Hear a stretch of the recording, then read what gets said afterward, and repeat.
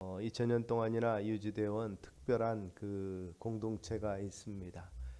이렇게 유지되어 온 공동체가 사실 인류 역사 속에서 쉽지가 아니한데 여러 가지 그 어려운 과정 속에서도 면면하게 이어져 오는 것이 바로 이 교회 공동체죠. 세속적인 입장에서 바라볼 때는 독특합니다. 결국 이 종교성은 영원하다 이렇게들 이야기할 만큼 그렇게 되는데, 그러나 많은 종교들이 부침을 거듭하고 있고 자기들의 특별한 문화 속에서 유지하고 있는 것에 반해서 기독교는 모든 문화를 초월해서 결국 이 세계와 함께하는, 인류와 함께하는 종교로 계속해서 발전해 나가고 있습니다. 그래서 이 종교 심리학자들은 이런 많은 연구를 통해서 도대체 다른 종교에 비해서 기독교가 민족의 경계를 넘어서는 이유가 뭘까?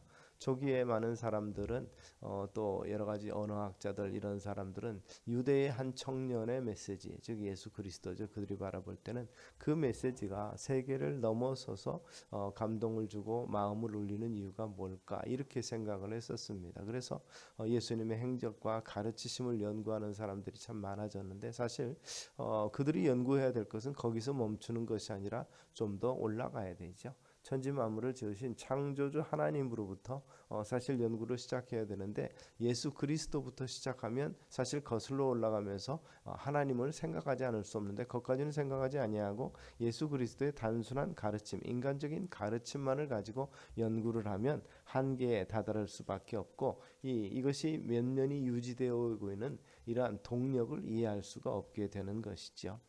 그렇다면 교회는 누가 어떻게 이렇게 이어왔는가?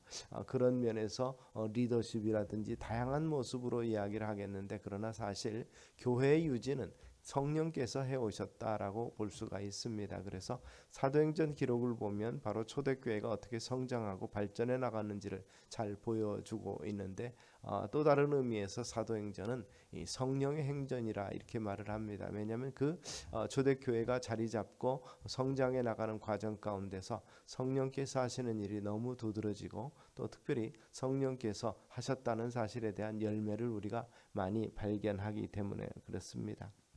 그런 면에서 사실 이 교회는 모든 민족과 국가를 초월하는 면에서 지금 현존하고 있고, 앞으로도 우리의 목표는 뭡니까? 주님께서 우리에게 주신 사명, 땅끝까지 이르내 증인이 되라, 모든 족속으로 제자 삼으라는 그 명령을 우리가 수행하는 가운데, 이 적어도 150 가까이 되는 여러 가지 분석에 따라서는 그 편차가 조금 있긴 하지만, 그 정도 이 언어 종족 가운데 이제 얼마 남지 않은, 그래서 130여 종족 가운데 이미 복음이 전파됐고 그들의 언어로 성경이 번역되어 있는 것을 생각해 보면 이제 사실 복음을 듣지 못한 민족들이 거의 없다고 보면, 이제 주님께서 오실 날이 멀지 않았구나라는 우리가 생각을 나름대로 해보게 되는 것이죠. 그래서 일부는 최종적으로 예루살렘으로 복음이 들어가는 일이 아직 남았다, 거기까지만 이루어지면 주님 다시 오신다고까지 이야기하기도 합니다. 그러나 그 시와 때는 오직 아버지만 아신다고 말씀하신 것을 생각하면서 그 과정 가운데 우리가 최선을 다해서 주님의 나라 건설을 위해서 함께 일해야 될 줄로 믿습니다.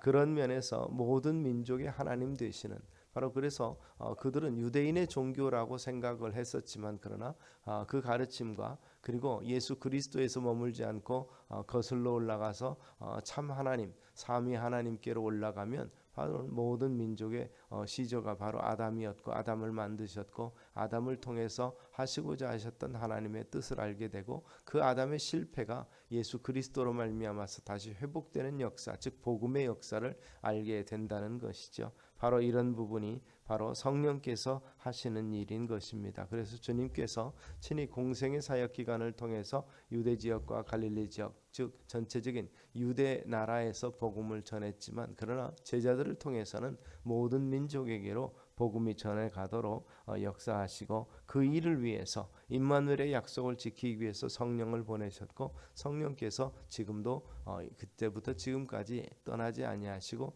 일하고 계신다는 것입니다. 그런데 이 교회에서 생활하고 교회 공동체 안에서 우리가 생각해 보면 우리가 늘 사모하는 것이 있죠. 초대교회의 뜨거운 열정과 사랑과 정말 그 많은 핍박 가운데서도 면면이 유지되고 성장되는 이 교회의 모습을 우리가 생각을 해보고 그 안에 성령의 역사가 있었다고 생각하면 우리는 성령의 이 충만함 늘 사모하는 것인데 이 성령 충만과 우리의 삶이 상당히 괴리가 있다라고 생각을 하는데 여러 가지 그 접근 방법이 있습니다. 그러나 다양한 가르침 중에서 우리가 조금 수월하게 생각하면서도 너무 어렵게 생각하지 말아야 될 비결이랄까 해석이랄까 이런 것이 있는데 바로 그것이 우리가 생활하면서 이 성령 충만에 대해서 사도들이라든지 놀라운 그 교회 역사에 나타난 지도자들은 생각하며 그들은 성령이 충만했지 또는 일부 지도자들 또 일부 능력자들은 성령으로 행한다는 것을 인정을 합니다. 그래서 우리는 거기까지는 못 가도 그러면 그 밑에서 우리가 그것을 사모하면서 살아가는 우리에게 필요한 게 뭘까? 사람들은 생각하면서 결국 우리가 능력이 안 되니까 하나님의 은혜로 말미암아서 하나님께서 우리에게 베푸신 그 은혜로 말미암아서 은혜로운 생활을 하면 되지 않겠는가라고 생각을 하게 되는 거죠. 그래서 은혜 받았다, 은혜 받기 위해서 이런 은혜라는 표현을 씁니다. 그런데 자세히 좀 분석을 해보면 그 은혜 받았다는 게 뭐겠는가 생각을 해보면 바로 그 은혜와 성령이 전혀 무관하지가 않다는 것입니다. 초대교회가 은혜로운 교회였고 그리고 한참 열심히 있고 성장하는 교회가 그 안에서 은혜가 보인다. 은혜로운 모습이 보인다. 이것이고 사실은 성령 충만의 또 다른 한 형태라는 사실을 우리가 잊지 않게 되기를 바랍니다. 바로 은혜가 어디 있습니까? 은혜 받는 것, 그 안에 은혜가 충만하다는 것이고 성령께서 역사하신다는 것이기 때문에 그렇습니다. 그래서 일단 전제는 그렇습니다. 우리가 은혜로운 삶을 살기를 원한다 그러면 그게 인간적으로 정리적으로 잘 되는 것이 아니라 그 안에 성령이 사역하고 역사하기 때문에 그 같은 은혜로움이 하나님의 은혜가 우리 가운데 충만케 되는 것이다라는 것을 우리가 인식을 하고 오늘 본문을 한번 살펴보시면 이 성령의 그 말씀에 붙잡혔다. 이 결국 바울이 사역을 함에 있어서 성령의 말씀에 붙잡혀서 선포를 하는데 거기에 담대함이 있습니다. 담대함이 있어서 반대하는 자들과 단순히 논쟁으로 끝나지 아니하고 그들에게 공의를 선포하고 성령께서는 그에게 뭐라고 말씀합니까? 두려워하지 말고 침묵하지 말고 말하라. 하나님의 은혜와 하나님의 복음에 대해서 선포하라고 말씀하시는 격려하시는 내용이 여기 있음을 보게 됩니다. 결국 이 반대하는 자들도 있고 핍박하는 자들도 있고 상황이 어떻게 우리가 생각할 때 지금 이 상태에 조금 피신해야 되지 않나, 좀 조심해야 되지 않나 이런 상황 가운데 있을지라도 성령은 원하시는 바가 성령에 붙잡힌 바 담대하게 말씀을 전하고 또 선포하라고 말씀하고 있다는 사실을 먼저 기억하실 수 있게 되기 바랍니다. 이것이 성령 충만한 삶이라는 것이 막 기사와 이적을 행하고 미래를 예언하고 방언하고 막 이런 모습들 겉으로 드러나는 모습이 이 성령의 역사로만 우리는 인식하고 있고 왜 내게는 그런 게 없나 이런 생각을 하실 수도 있겠습니다만은 고린도전서 3장에 보면 너희 몸이 하나님의 성령의 전인 줄로 깨닫지 못하느냐 성령께서 우리 안에 거주하고 계시다 떠나지 아니하시고 지금도 함께 계시다고 선포하고 있습니다. 그러므로 그리스도 안에 있는 모든 자에게 성령은 함께 하시는데 문제는 성령께서 일하도록 성령께 맡기고 있느냐 아니면 내 육신 내 옛사람이 아직도 일하고 있느냐 이 차이라는 것을 성경은 지금 말하고 있는 것이죠. 그러면서 성령은 사도 바울에게 반대하는 자들이 있든지 어떠한 상황이든지 말하라. 침묵하지 말고 말하라고 말씀하고 있는 것이죠. 진리를 전파하고 진리를 실행하라고 말씀하고 있는 것을 우리가 기억하시기를 바랍니다. 바로 이 성령께서 하시고자 하는 일, 시키는 그 일들을 감당하는 것이 성령으로 행하는 일이요. 그리고 성령과 함께 사는 그러한 삶의 모습인데 여기 보면 바울과 실라와 디모데 이 사역자들의 삶이 있지만 또 여기 교회 구성원 고린도 교회를 구성하는 사람들의 삶의 모습이 두 사람이 등장을 합니다. 디도 유스라는 사람이 있고 그리고 회당장 그리스보가 있습니다. 이 두 사람에 대해서 사도들은 당연하게 성령 충만하고 능력 충만하고 은혜 충만해서 사역하는 거니까 우리가 생각하고 그냥 우리와 거리가 먼 어떤 사역이다라고 생각하고 한참 앞에다 놓고 그냥 그들의 행한 것 그들의 사역을 보면서 우리가 은혜 받을 수 있습니다. 그런데 여기 보면 바로 이 디모데와 신라가 와서 결국 이 안식일마다 바울이 회당에서 강론하고 유대인과 헬라인을 권면하니라. 이 하다가 핍박이 있지만 그래도 계속해서 성령께서는 말하게 하심을 따라서 했는데 그 말씀을 듣는 사람들에게 변화가 나타난 것이 있습니다. 그리고 그 말씀이 이미 그들 속에서 역사하고 있는 삶의 모습이 여기서 이 디도 유스도라는 사람의 집에 회당장 옆에 있는데 그 집에서 예배함으로 모였다는 사실을 발견하게 되고 거기에 대해서 간단하게 설명을 합니다. 하나님을 경외하는 디도 유스도. 즉 하나님을 경외해서 자기 집을 교회로 열었고 그 당시 사실 우리가 먼저 아셔야 될 것은 우리가 교회 그러면 당당한 교회 건물이 있고 교회 건물이 독자 건물이든지 뭐 상가 건물이든지 상관없이 예배 드리는 그러한 공동체가 모이는 따로 모이는 장소를 우리는 생각하는데 초대교회 기독교가 로마에 의해서 313년에 공인되기 전의 모든 교회의 모습은 바로 가정교회의 모습이었습니다. 작은 공동체가 모여서 여기 보면 서신서들도 사실은 고린도 교회 그러면 고린도에 있는 큰 예배당을 말하는 게 아니라 고린도에 있는 가정들 그 중에서도 오늘 본문을 보면 디도 유스도라 하는 사람의 가정에도 교회가 있고 또 다른 가정의 모습에도 교회가 있습니다. 바로 이러한 교회들이 가정교회 형식을 취하고 있었습니다. 그런데 그 가정교회가 되려면 뭐가 되겠습니까? 가장 자기 집을 먼저 열어야 됩니다. 제공해야 되고 성경에 보면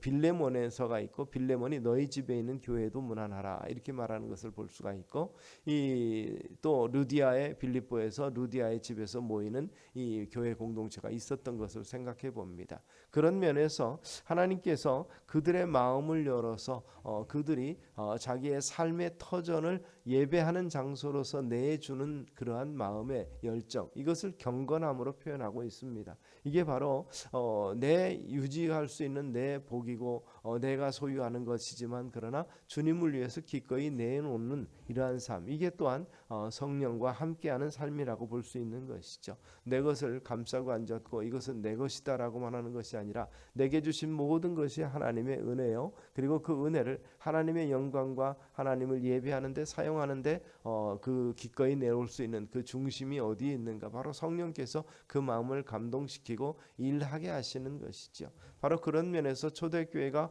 폭발적인 성장을 할 수 있었던 것은 바로 이 같은 삶의 모습들이 있었기 때문에 그렇습니다. 도시마다 가서 말씀을 전하고 양육하고 하는 중에 자기 집을 열어서 말씀의 강론장으로 열고 그곳에서 예배하는 사람들이 늘어날 때 고린도교회, 에베소교회, 사실 로마에 있는 교회들도 바로 그와 같은 모습을 가지고 성장할 수 있었고 모든 족속으로 제자 삼으라는 하나님의 거룩한 사명을 감당할 수 있었다는 사실을 우리가 기억하시기를 바랍니다. 그래 성경에서 말하고 있는 경건한 사람, 하나님을 인정하는 사람 이것이 우리 입장에서 바라보면 성령께서 말씀하시는 대로 말씀하고자 하는 그것을 일할 수 있도록 만들어주는 이 환경을 제공하는 사람이 되었다는 것이죠. 바로 이런 면에서 오늘 우리도 직접적으로 말씀을 선포하는 일에 참여할 수도 있지만 또 한편으로 바로 이 같은 말씀의 장이 일어날 수 있도록 환경을 만들고 섬기는 사람들의 삶도 필요한 것을 발견하게 되는 거죠. 그래서 성령 충만한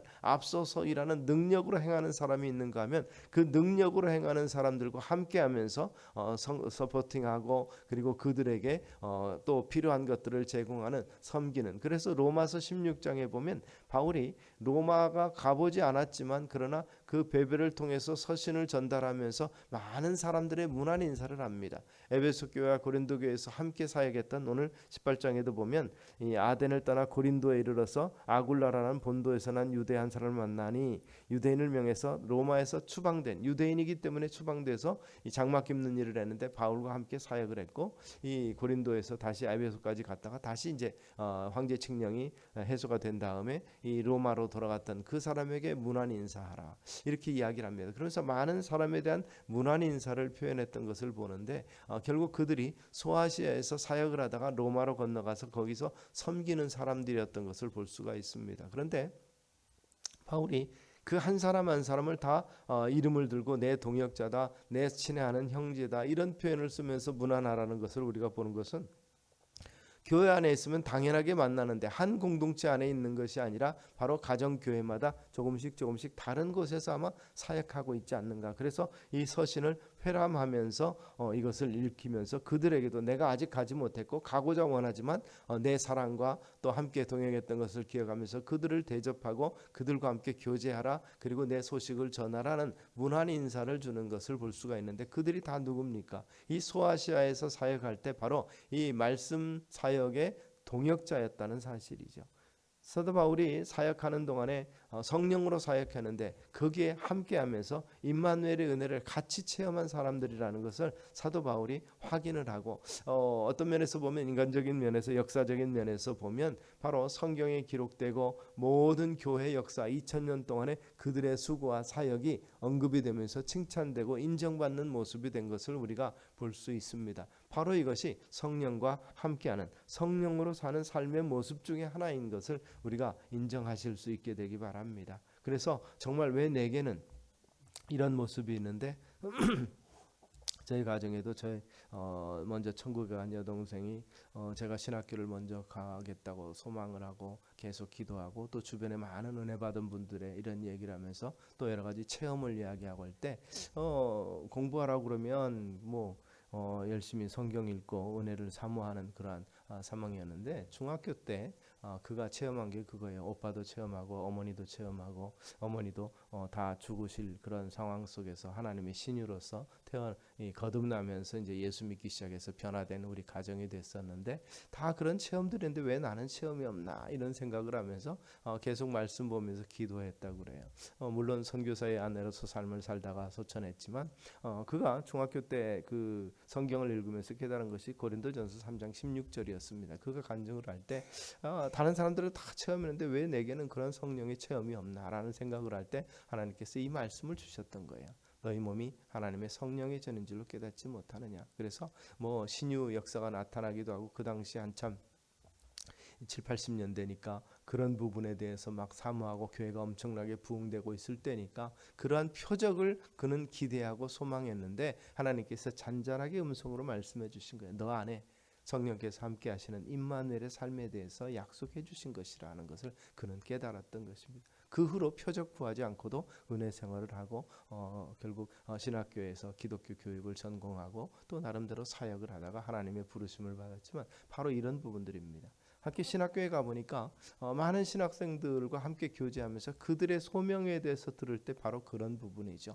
놀라운 부흥의 어떤 역사를 꿈꾸는 사람들도 있지만, 그러나 어떤 면에서 보면 디모데처럼 조용히 잘 자라면서도 결국 다른 길이 보이지 아니하고, 다른 길이 아니라 이 길이 가장 소중하고 이 사역이 가장 귀하다는 생각 속에서 조용히 그냥 자연스럽게 신학의 길로 들어선 많은 동료들을 바라보면서, 그래서 그들도 부러워해요. 오살리, 그때는 저희 때는 오살리라든지 그런 데 가서 집회도 참석하면서 뜨거운 성령의 역사를 체험하고 나도 그런 능력을 하면 좋겠다라는 그러한 사모함이 있었지만, 그러나 지금도 보면 그들이 지금 물론 은퇴를 앞두고 있지만 그들이 그동안에 곳곳에서 해외 선교사로 나갔든지 아니면 목회자라든지 또는 일반 지도자로서 성장을 하면서 사역했던 내용들을 이렇게 지나면서 보면 바로 이 성령 충만한, 성령으로 함께하는 삶의 모습이 그들의 모습이 아니었겠는가. 물론 그들 가운데서는 기독교 언론계라든지 사회적으로 이름이 난 사람도 있지만, 그러나 이름 없이 빛도 없이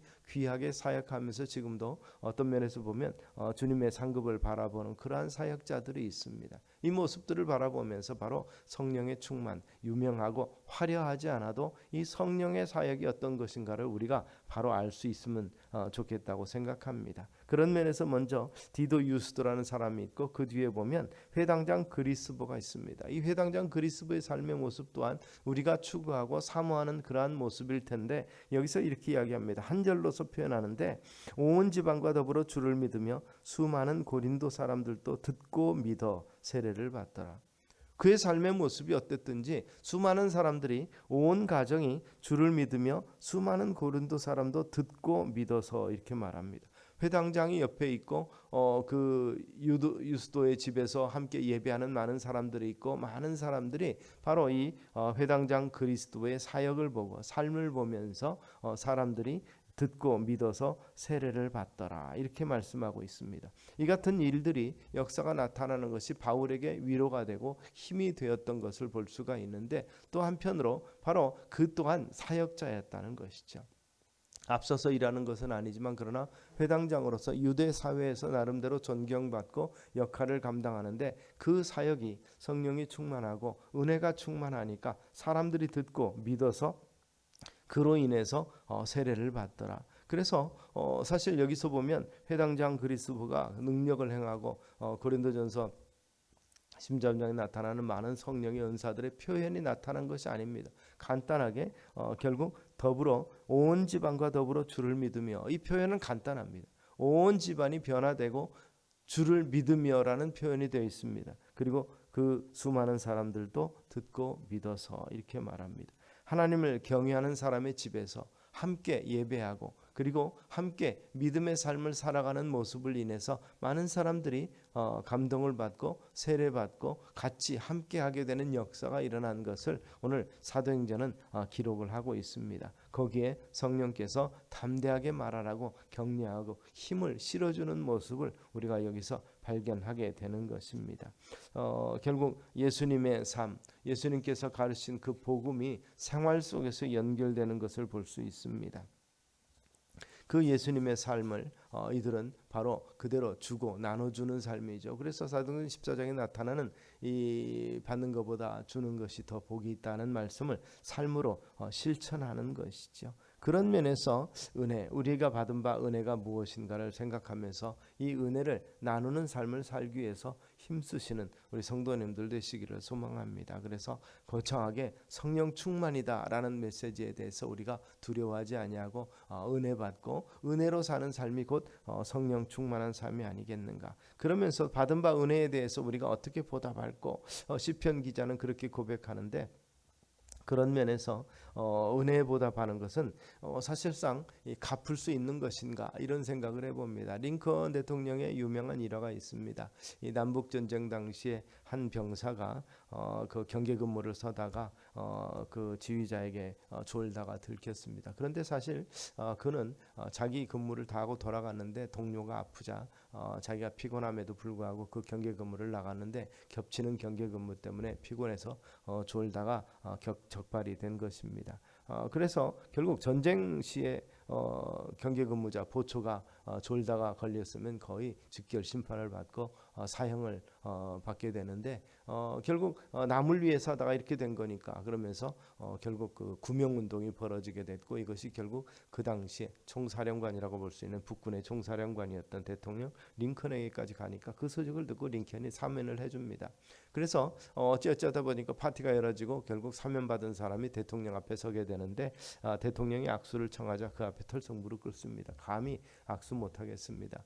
저를 죽을 자리에서 살려주신 그 은혜를 어떻게 보답하면 좋겠습니까? 이렇게 말했을 때 링컨이 유명한 말을 했습니다. 이 은혜는 갚을 수 없습니다. 이 은혜를 갚으려면 훌륭한 군인이 되어 주십시오. 돌아가서 훌륭한 군인으로서 사명을 다해달라 이렇게 이야기했다고 합니다. 그렇습니다. 우리가 이것을 그대로 적용해 보면 백악관을 기도실로 바꾼 대통령이라 할 만큼 은혜에 대해서 사실 그가 이미 알고 있었고 바로 하나님의 은혜와 사랑을 삶 속에서 실천하고 기도 실천을 한 사람이라고 볼 수 있는데, 우리가 받은 바 은혜도 그렇습니다. 어떻게 대가로 줘버리고 나서 빚을 갚은 것처럼 홀가분하게 털 수 있는 것이 하나님께 받은 바 은혜가 아니라는 것을 우리는 인식하시기 바랍니다. 이 링컨이 말했던 스키피아라는 그런 사람인데 결국 자기의 직무를 감당하고 최선을 다해서 그 일을 하는 것이 바로 그 은혜 갚는 방법이다. 이렇게 이야기를 했던 것을 볼 수 있습니다. 우리가 하나님께 받은 바 은혜를 갚고 진짜 은혜로운 삶을 사는 방법은 뭐겠습니까? 이 말씀이죠. 복음이죠. 바울에게 말하는 것처럼 침묵하지 말고 말하라. 그리고 또한 섬기는 삶의 모습이 바로 성령 충만한 삶의 모습인 것입니다. 결국 성령 충만한 삶의 모습은 그 안에 믿고 세례받는 가정 가운데 성경 여러 곳에서 보면 그들이 세례받고 온 가족이 예수 그리스도를 영접하고 그 다음에 나타나 보면 빌립보 교회 간수에게도 그들에게 기쁨이 충만하더라 이런 표현이 나타난 것을 우리가 볼 수 있습니다. 성령이 함께하는 삶, 바로 그 속에서 기쁨이 충만한 삶이라는 것이죠. 결국 은혜가 충만하고 성령이 함께할 때 마음의 평화가 찾아오고 정말 어린아같이 순수한 마음으로 돌아가게 될 것입니다. 이것이 성령께서 함께하는 삶, 즉 성령으로 사는 삶의 모습 중에 하나인 거죠. 결국 그리스도인들의 외모, 치장에서 나타나는 외모가 아니라 그 마음 가운데 있는 은혜로운 삶의 모습이 얼굴로 나타나는 그러한 이 결국 모습이 성령 충만한 모습이 아니겠는가 생각을 해봅니다. 결국 은혜에 감사하는 아름다운 삶의 모습을 보여주어야 삶의 현장에서, 그래서 회당장 그리스도가 온 지방과 더불어 주를 믿으며 수많은 고린도 사람도 듣고 믿어 세례를 받더라는 역사가 바로 우리 속에서 이루어지게 되기를 주의 이름으로 축원합니다. 그런 면에서 성령으로 사는 삶은 또한 이 관용하며 이해하며 감사하는 삶이라고 볼 수 있습니다. 그래서 범사가 편안해지고 참으로 시기 질투할 사람도 없고 그 말 한마디에 흥분할 일도 없고 하는 평안이 우리 가운데 있는 것, 그런 면에서 다른 모든 사람들에게도 존경받으며 사랑받는 삶의 모습을 우리는 생각하게 될 텐데, 성령께서 우리 마음을, 그래서 땅을 기업으로 사는 삶을 뭐라고 말씀하셨습니까? 온유한 삶이라. 바로 이런 부분을 우리가 바라볼 수 있게 되는 거죠. 우리가 이 부분에 대해서 우리가 유추할 수 있는 것은, 그렇다면 이 유스도라는 사람과 그리고 이 그리스보라는 사람이 성령 충만한 결과로 나타났던 것은 은혜요, 온이요, 그리고 삶을 여는 것, 은혜로운 마음이 은혜로운 삶의 모습, 생활이 은혜로운 삶의 모습이라는 것을 우리는 기억하실 수 있게 되기를 바랍니다. 이 하이든이 그 천지창조를 작곡하고 나서 그의 삶에 대해서 많은 사람들이 이야기했을 때 그렇게 이야기했다고 하죠. 하나님의 은혜를 생각하면 영혼 깊은 데서 환희가 솟아난다, 이렇게 얘기했다고 합니다. 은혜 받은 사람들의 특징이겠고, 이 말은 결국 성령께서 그 마음을 주관하고 주장하게 될 때 나타나는 특징 중에 하나지 않겠는가 생각을 해봅니다. 그런 면에서 오늘 주님께서 우리 마음에 거하시는 거룩한 역사, 충만한 성령의 그 충만한 심령에 대해서 기쁨과 편안과 우리 하이든처럼 환희가 충만한, 그 기쁨이 충만한 믿음의 삶이 오늘 우리 가운데 있게 되기를 주의 이름으로 축원합니다. 위에게서 살아계셔서 지금도 역사하고 내 안에서 거주하고 계시는, 임재하고 계시는 그 하나님의 성령의 충만함을 오늘 우리도 마음껏 누리실 수 있는 우리 성도님들 되시기를 바랍니다. 브리스길라와 아굴라가 사도 바울과 함께 고린도에서 1년 6개월을 있으면서 고린도 교회를 일으키고 에베소에 가서 에베소 교회를 일으키듯이 우리들이 어디로 가든지 무엇을 하든지 바로 성령께서는 지금도 침묵하지 말고 말하라. 그리고 내가 너희와 함께한다고 약속하신 임마누엘의 축복이 있는 것을 늘 기억하시는 우리 성도님들 되시기를 주의 이름으로 축원합니다. 기도하겠습니다. 살아계신 아버지 하나님, 참으로 그리스도 안에 있음으로 말미암아서 하나님을 경외하는 삶의 모습이 보여지고, 그리고 참으로 우리의 모든 것을 받은 바 은혜를 하나님을 위해서 사용할 수 있고, 그리고 섬기며 그리고 평안한 가운데서 사람들에게 삶의 증거가 되게 사는 성령의 충만한, 그리고 성령과 함께하는 임마누엘의 삶의 모습이 오늘 우리 가운데 있게 하여 주시기를 원합니다. 서로 감사하고 또 감싸주고 겸손하며 또 정말 받은 바 은혜가 오직 주의 은혜 외에 다른 것이 없음을 인정하고 고백하는 믿음의 삶이 우리 가운데 있게 하옵소서. 예수님 이름으로 기도드리옵나이다. 아멘.